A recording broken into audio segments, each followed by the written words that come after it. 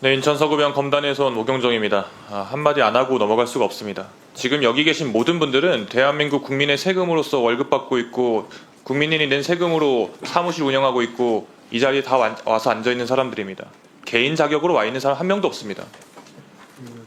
그런데 도대체 무슨 자격으로 박선영 위원장은 저런 발언을 책임도 지지 못하는 발언을 하는지 모르겠습니다.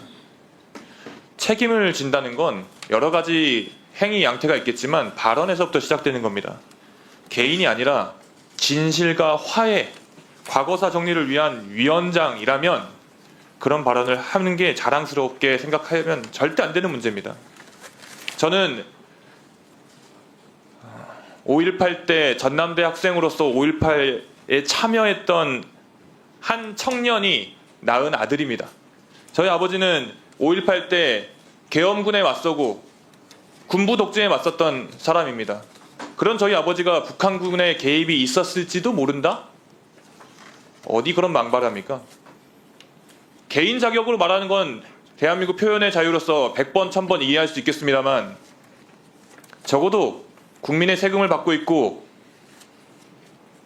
정말 전 국민이 그리고 법으로 그 아픈 역사를 인정하고 있는 대한민국의 공복이라면 그런 말을 절대 해서 안 됩니다. 나중에라도 듣고 있으면 박선영 위원장님 반성하시고 본인 부끄러운 줄 아십시오. 질의하겠습니다.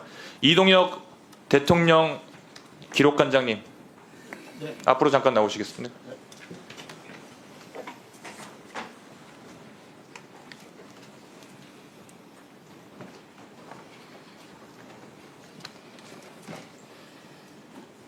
네, 대통령 기록관장입니다. 고생 많으십니다. 현직 대통령의 불법 비상계엄이라는 헌정사상 초유의 상황이 발생했습니다. 그때 생산된 기록물들이 민주주의 질서 회복에 대해서 그리고 헌정 안정에 대해서 정말 중요한 가치를 지니고 있다는 것은 동의하시죠? 법률에 따라서 집행을 하고 있습니다. 네, 중요한 가치를 지니고 있는 게 맞죠. 대통령의 기록물은 다 중요한 가치를 지니지 않습니까? 네. 단순한 대답을 여쭤보고 있는 거기 때문에요. 편하게 대답하시면 됩니다.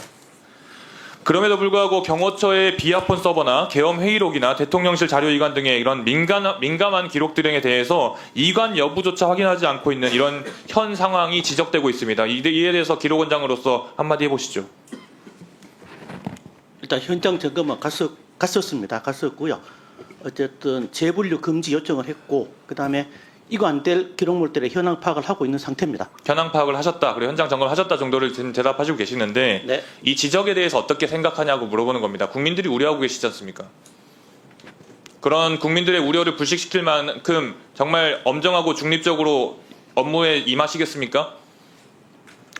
관련 법령에서 저희한테 주어진 권한대로 하고 있습니다. 기록관으로서 이관할 대통령 기록물을 산정하는 것은 기록물 생산기관의 몫이라고 말씀도 하셨습니다. 이 생각도 변함없으세요? 네, 그렇습니다. 그러면 범죄 현장에서 범죄 기록물을 수집할 때에도 범죄자가 골라주는 기록물만 가져가야 되는 게 이런 거랑 비슷한 것 같은데 아닌가요? 기록관에서 현장 점검을 나갔는데 뭘 했는지 잘 모르겠습니다. 시스템에 맞게 기록물이 생산되고 있는지, 생산된 기록 목록은 존재하는지, 통상적으로 생산됐던 기록물 중에 누락은 없는지 꼼꼼히 다 확인하고 계세요?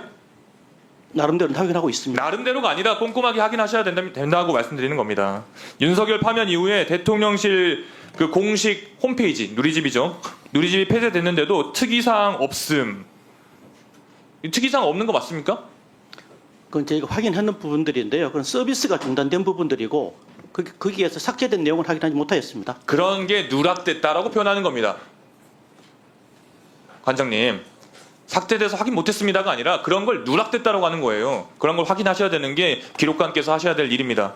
지금 대통령 기록물에 대한 책임은 대통령 기록관에게 있는데 정작 이관 실무는 대통령 비서실이 주도하고 있죠. 이관 절차를 말씀을 드리면 이관 실무, 전반적으로 실무에 대해서 설명이 좀 필요한 부분들이 있어서 조금만 짧게 말씀드리겠습니다. 개별 생산 기관에서 수합을 해서 대통령실 관할 기록관으로 보내면 그 이관된 부분 기록물들을 저희가 최종적 이관받는 절차를 그 하고 부분을 있습니다. 지적드리는 거예요. 네. 지금 자신이 스스로가 점검 대상인 기관이 자기가 기록을 골라서 낸다? 이게 말이 됩니까? 없었다 하면 이거 없었어요 원래 라고 하면 기록 자체가 애초에 없는 거네요. 그럼 기록관이 무슨 의미가 있습니까? 12월 3일 대통령 기록관장 그때 어디 계셨어요? 계엄 일어날 때 어디 계셨습니까? 12월 3일 11시에 어디 계셨냐고요? 계엄 당시 어디 계셨냐 여쭤보고 있습니다. 댁에 계셨어요? 저도 생각이 잘 안 나지 않습니다. 생각도 안 나죠? 저는 너무 생생하게 생각이 나거든요. 저는 너무나 생생하게 생각이 나고 생생하게 생각나실 국민들이 많으실 겁니다.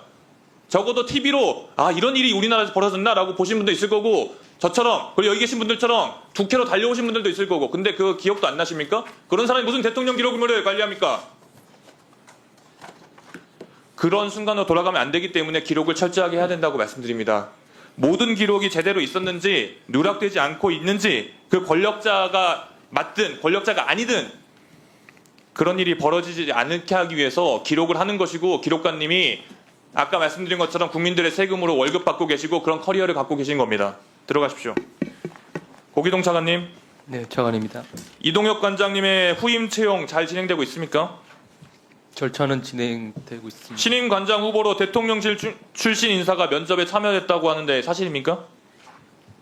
뭐 언론에 났습니다. 제가 그걸 좀 말씀하기는 좀 곤란한 상황에 있습니다. 뭐 대답하기 어렵다라는 정도로 제가 받아들이겠습니다. 불법 비상계엄으로 인한 탄핵 이후에 민감한 기록들이 있다. 그리고 국민들께서 우려하고 있는 것도 현실입니다.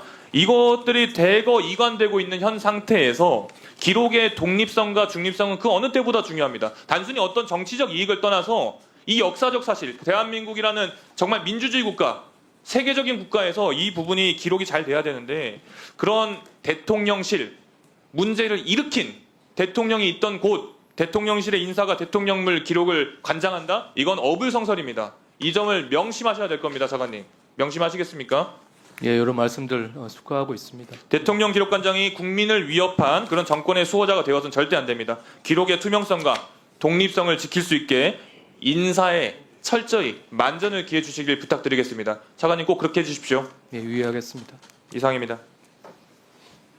네, 수고하셨습니다. 그 이동혁 기록관장 그 자리에 좀 일어나 보세요. 네. 12월 3일 계엄 당시에 어떤 기억을 가지고 있습니까? 본인이 어디에 있었습니까?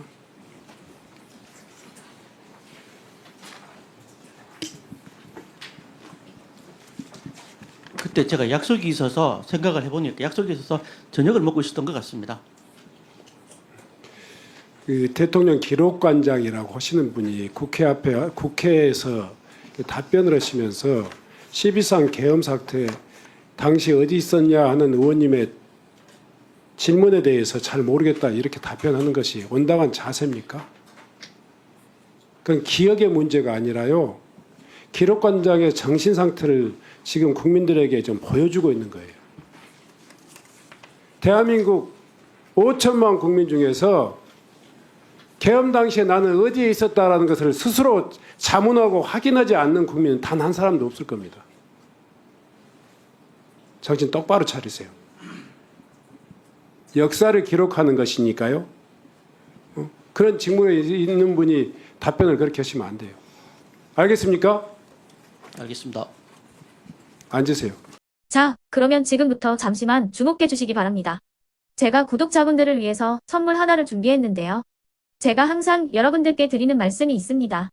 뉴스만 평소에 잘 챙겨보셔도 돈이 되고 돈을 벌 수 있다라고 말씀을 드렸는데요.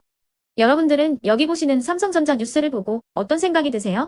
아니면 정치인들의 뉴스, 날씨 뉴스를 보고는 어떤 생각이 드시나요? 그냥 뉴스만 보고 끝내는지 아니면 이 뉴스를 어떻게 이용할 수 있는지 이 부분을 고민하고 계시는지를 되물어보고 싶습니다. 그 이유가 뭐냐 하면 제가 지난번에 여러분들께 뭐라고 말씀을 드렸었죠? 지금은 반도체 섹터를 눈여겨보셔야 한다고 말씀드렸습니다. 그리고 나서 이런 썸네일들 뉴스를 통해서 많이 보셨을 겁니다. 반도체 내용이 이슈가 됐을 때 부자들은 어떻게 생각한다? 반도체 관련주들은 뭐가 있는지, 어떤 종목이 가장 좋은지, 어디에 투자해야 돈이 몰리는지 자연스럽게 생각한다고 제가 말씀을 드렸죠.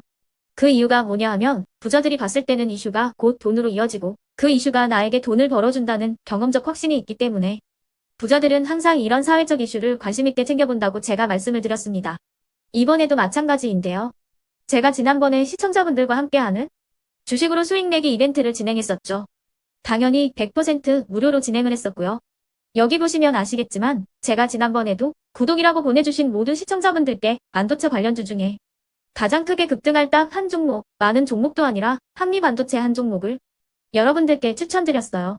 그러면서 여기 나와 있는 대로 정확히 얼마에 매수해야 하는지, 그리고 수익률이 어느 정도 나왔을 때 팔아야 하는지를, 이런 부분들까지 여러분들에게 정확히 알려드렸었는데 지금 실제로 어떻게 되었다? 오른쪽을 보시면 아시겠지만 제가 지난번 문자 발송으로 이 한미 반도체를 소개해드리고 나서 실제로 이렇게 5배 이상 어마무시한 상승이 나왔습니다.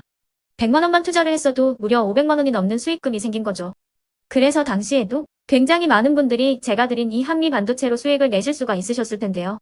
다시 한번 축하드린다고 말씀을 드리겠고, 이번에도 마찬가지입니다.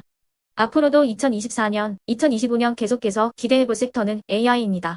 그 중에서도 AI 반도체는 그 누구도 부정할 수 없는 미래 성장 산업입니다. 그러면 우리가 어떻게 생각해 볼 수 있을까요? AI 반도체 종목 중에 앞으로 크게 대장 역할을 하면서 10배 이상 급등할 수 있는 텐베고 종목을 지금부터 열심히 추적해야 한다는 겁니다.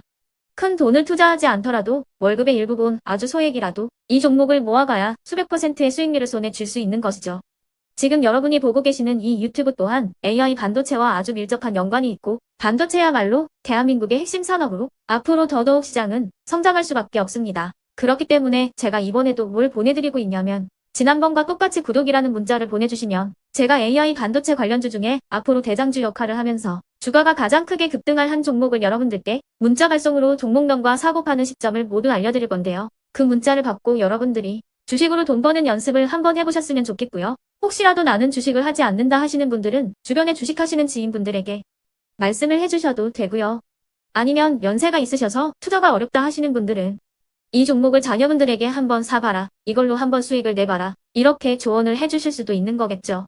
그래서 지금 이 영상을 보시는 시청자분들 중에 나도 이번 종목이 좀 궁금하다 하시는 분들은요, 누구나 상관없이, 그리고 어느 시간대나 상관없이 부담 없이 010-2514-5930번으로 구독이라는 문자 보내주시면 제가 이번에도 똑같이 무료 추천 급등주 문자를 보내드리겠습니다. 이해되시겠죠? 제 번호 010-2514-5930번으로 구독이라는 문자 보내주시면 여러분들이 직접 이슈를 통해서 돈 버는 연습을 해보실 수가 있는 거고, 제가 돈을 받는 것도 아니고 투자를 대신해 드리는 것도 아니기 때문에 부담 없이 신청해 주시면 되는 겁니다. 그리고 수익이 나면 저는 다른 것은 하나도 바라지 않습니다. 제 채널에 구독, 좋아요 한 번씩만 눌러주시라, 이렇게 다시 한번 말씀을 드리겠습니다.